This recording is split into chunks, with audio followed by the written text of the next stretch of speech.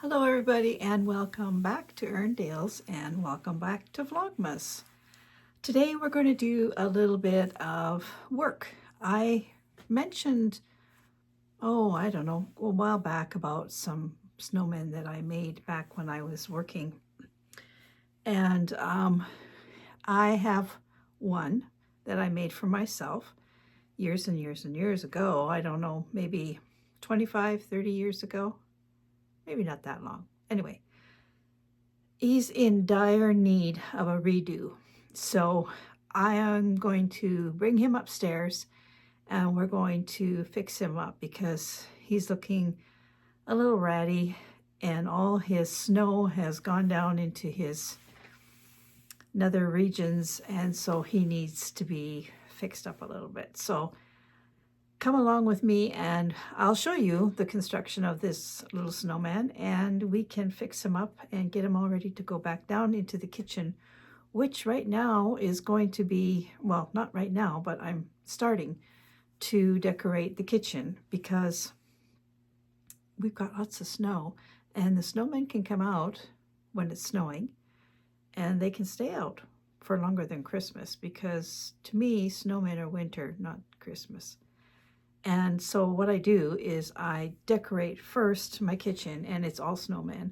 That's all that I ever put in there, snowmen. So let's fix up this poor little old snowman and get him back where he belongs. Come along with me now. Remember I was talking about the snowman that I made when I was still working, and one of my coworkers had bought one and I brought it up to the ward and I stripped it down and took a pattern and then made my own. Well, this is the snowman that I'm talking about. This is the large size, but I actually have made these in several sizes smaller as well. So he's been wearing this outfit. I made the sweater. The pants I thrifted from secondhand stores. Scarf I made, the hat I made. He's been wearing this outfit for quite a few years. And I was going to put him in the kitchen where he goes, because that's snowman land in there. And I noticed that all his stuffing is really kind of all fallen down into his pants and his legs. And so I need to take him apart and do a little bit of reconstruction on the stuffing part of him. I used to have a body. I'll show you when I get down, get the clothes off. And I took it away. I don't know why I did that. And I was stuffing the clothes instead of the body. But I think I'm going to go back to that, because stuffing the clothes only lasts for so long and then everything just kind of falls. So I'm going to, this is his other outfit. Pants, sweater, scarf, hat. I'm going to switch him to this outfit. He looks so super cute in this one as well. So I'm going to put the camera on the tripod, and I'm going to start stripping him down, and we will see our little snowman melt. And then you can see the construction of him as well. My attire is terrible, questionable. I've been underneath the steps in the basement and it's sort of cobwebby, dusty, dirty under there. So I've got old work clothes on and I'm going to keep them on because I'm going to be going in and out from there.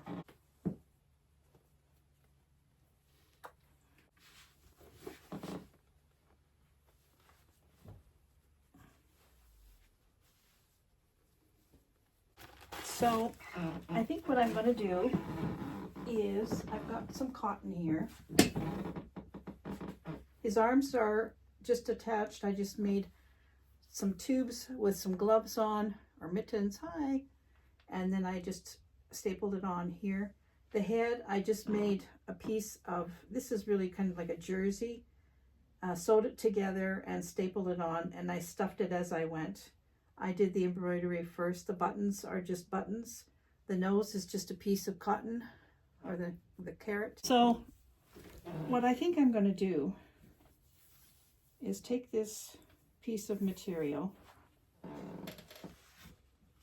and I'm going to just attach it around here. And this is sort of what I had before. Well, first I'll tear it this way. This is just an old bed sheet. Let me take it to here. Oh, the floor.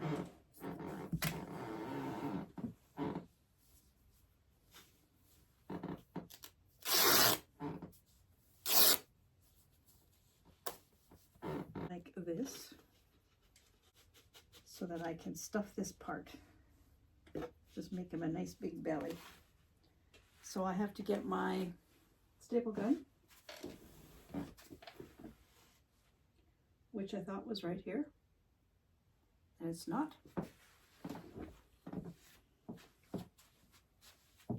Okay, we're in business.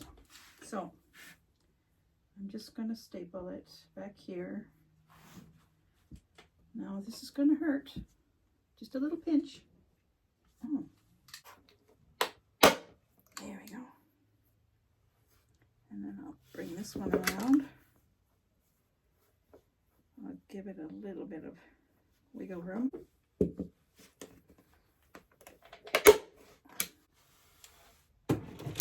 Okay, now let's get to stuffing you up here, little fellow. This is really bad kind of stuffing too. It's very lumpy. I don't know what. It's just leftovers from pillows or something.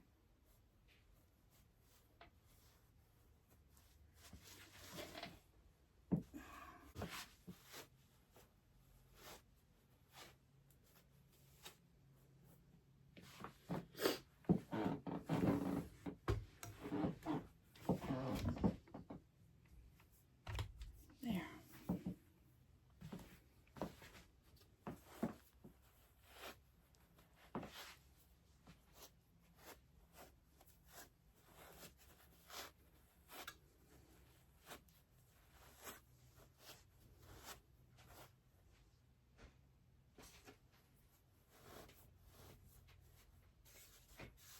Okay, I'm just going to put a little bit more in right here. Make his belly stand out a little bit more.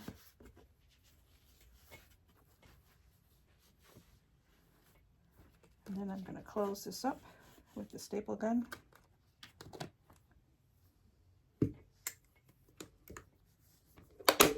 Yeah, it's a lot better on a table. Why was I struggling before?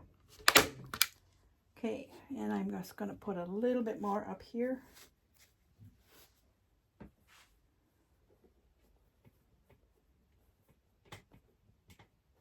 There we go. Now I got to turn them over and finish the back part. Oh dear, I got all Molly's stuff here. So, just going to staple this shut.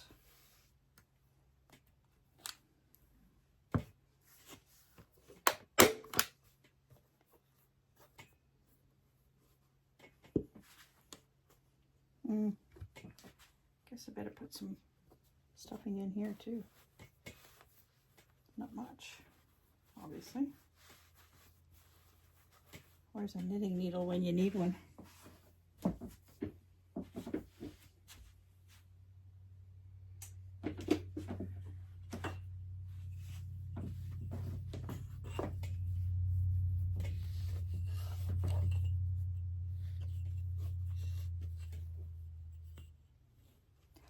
Could have left a little bit more space back here.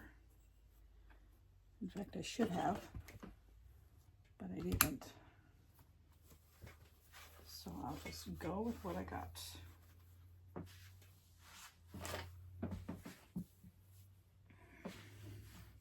I think the other sweater is a lot, the one that I just took off is a lot larger than the one I'm going to be putting on. So that's why I think I had it maybe overstuffed a bit, because otherwise the sweater would have just hung, you know, like it was 20 sizes too big, which it probably was. Okay, I'm going to just staple this part.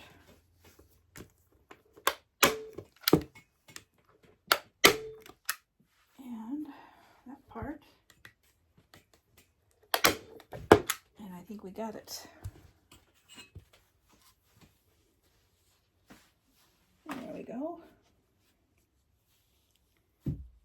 move you back.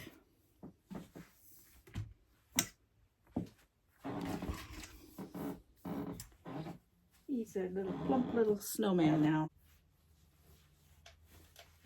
You just use 1/4-inch plywood. That's all I used. And the feet are, I think, 1/2-inch plywood. You groove them out so that you can just slide the feet in and then you glue the feet. Very simple construction. And I made this all myself. Nobody, actually, yes, somebody grooved out the one board for me because I didn't have the right tool. But other than that, I made it all myself. Cut it out with my little jigsaw and put it all together.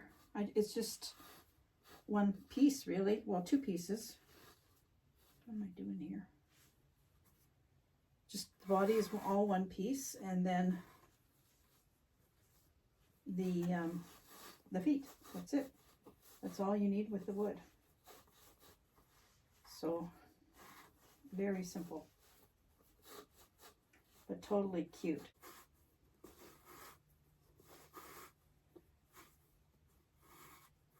You don't have to make the clothes. You could go to a charity shop and buy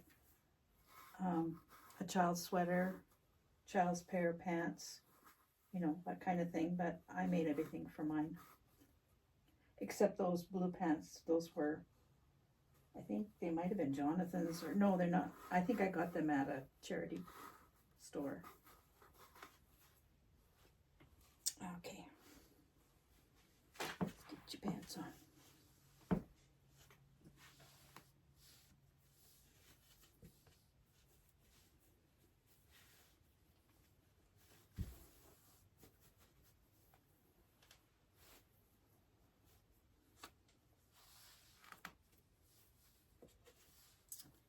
Now, one here, just a little one.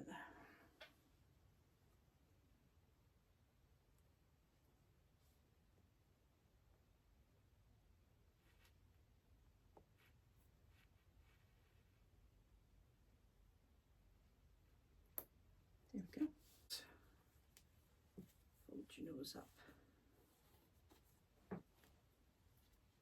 Okay. There you go. You look good in red. Doesn't he look good in red? This was the first outfit that I had made for this particular snowman, and I've always liked this one the best. I don't know why. I guess because this was how he started his life. This is how I like to keep him. I like this one better than the blue, to be honest. But then I'm a red person. I love red. That's my favorite color. So anything with red is fine by me.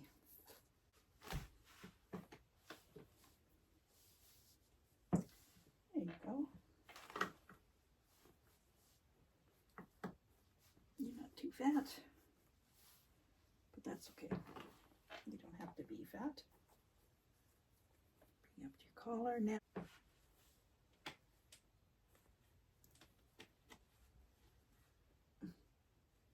Face me so I can see what I'm doing here.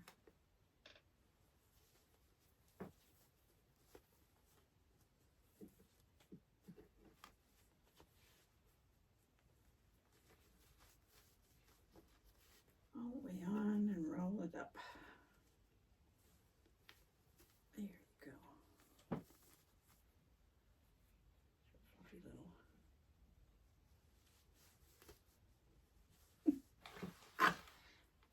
Now, I gotta find.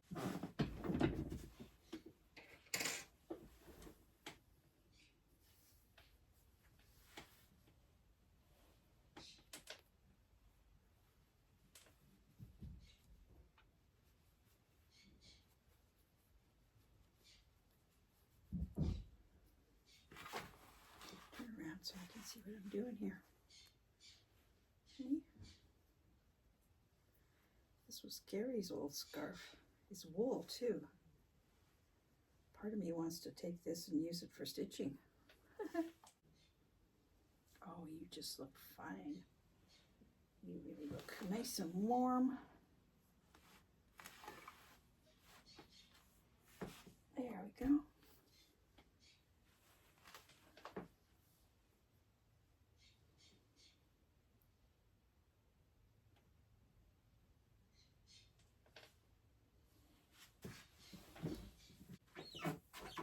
So, what do you think? Isn't he cute? Adorable. I have to sew in, I have another little snowflake I'm going to sew on his shoulder. And then I'm going to find him a string of lights. And he's going down into the kitchen where he goes. And he lights up our kitchen in the evening. How adorable. So that is my snowman.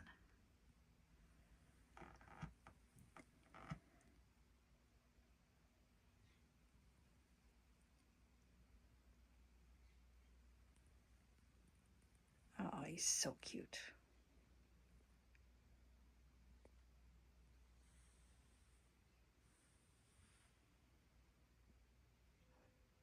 There we go.